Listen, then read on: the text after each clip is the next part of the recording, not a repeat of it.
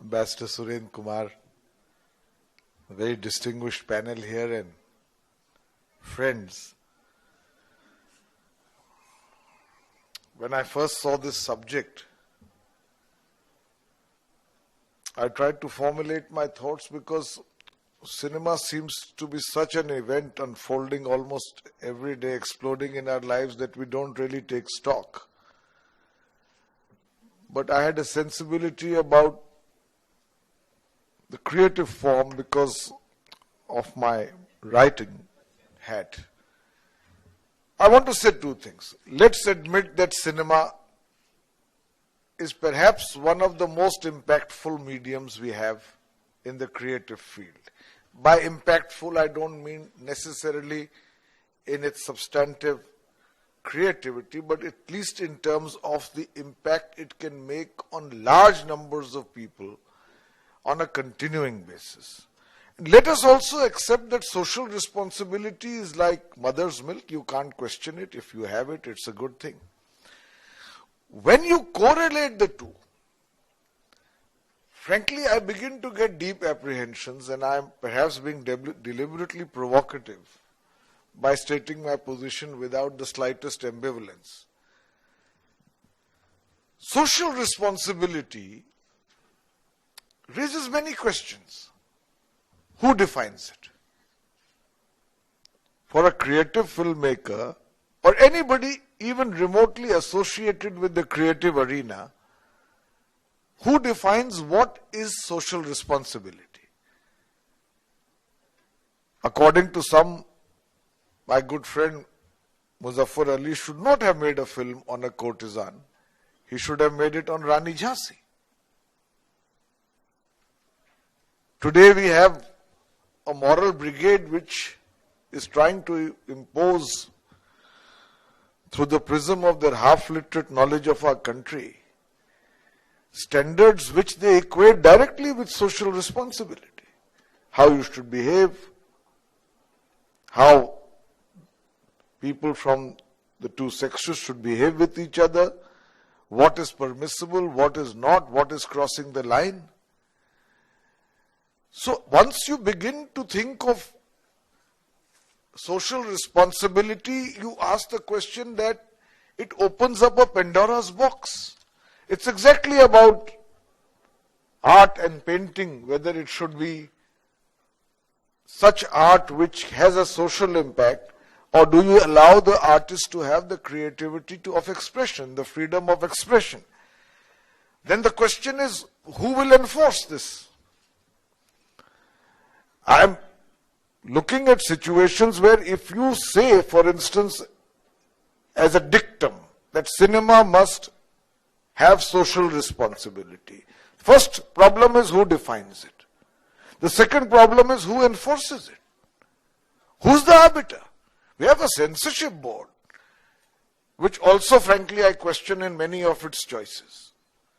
Now you have another kind of informal censorship through social responsibility. So I want to make a nuanced argument. I'm not against social responsibility. We've had great films in the era of idealism after 1947.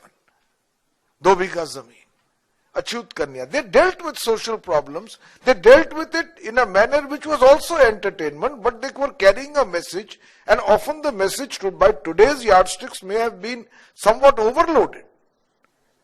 But it was palatable at that time when idealism was directly related to the fervor of the freedom movement and the great search to create a new society on the basis of a certain moral framework, a certain social responsibility. So I'm not against social responsibility. We have filmmakers like Mr. Panda who are making films which convey a message. We have other filmmakers, and the list can be very long, who are making films which carry a message which is relevant to today's time. But I am against, I want to say on record, the imposition of somebody's yardstick of social responsibility, unless there happens to be miraculously a universal consensus on it, which is impossible. And always in such a situation, there is the spiraling effect of the most extreme opinion begins to assert itself, as the yardstick of social responsibility. So I am much more in favor of self-regulation. That again is a problematic area, because as he rightly said, the dynamics, the sheer momentum, the imperatives of the box office, the distributor, the producer, the need to sell films is such that producers and directors and actors very often don't necessarily follow some degree of self-regulation. He gave the example of Grand Masti, but some degree of self-regulation. And I want to make a point here. There are issues. Love, the human predicament, the unpredictability of life. They don't necessarily fall in the category of social responsibility, but there could be few more powerful mediums than cinema to project it. They require to be by themselves enough reason to make a film. So the moment we try to straitjacket the notion of creativity and link it irrevocably with some notion of social responsibility, I think we are entering a field of great problems. And I believe the remedy, if this is a remedy, would be far worse than the malaise. From my point of view, I must be coming close to the yellow rose. From my point of view, I would much rather that instead of this problematic word social responsibility, that we imbue Indian cinema with the right level of aesthetics, with the right level of craftsmanship, with the right level of excellence, with the right quantum of originality. We are after all a civilization. I've always maintained it. I've written a book called Becoming Indian, The Unfinished Revolution of Culture and Identity. And I believe, and I think verifiably demonstrated, that through the peaks of refinement of this 5,000-year civilizational journey, our civilization is based on the notion of Maulik Soch, the power of original thought. But today, unfortunately, whether Indian cinema shows social responsibility or not, it shows a great deal of mediocrity. It shows a great deal of mimicry. It shows a great deal of readiness to not probe the depths of originality, but follow the path of least resistance to what is assumed to be the demands of the box office. There is a website which lists dozens upon dozens of films, both which have bombed and which are successful, which are direct lift-offs of Hollywood films. Not only films, dialogues, musical scores. It's a tragedy. At some point, we were the yardstick of excellence, and you have only to go into the backyard of Southeast Asia to see how much Indian culture without the force of arms was an influencing force in determining the yardstick of excellence. After all, 600 years before the birth of Christ, there was a book written by a man called Bharat called the Natya Shastra, which is 6,000 Sanskrit sloks, not as a compendium of the arts. It's a 6,000 Sanskrit sloks, which is a meditation on rasa, aesthetics, the aesthetic experience.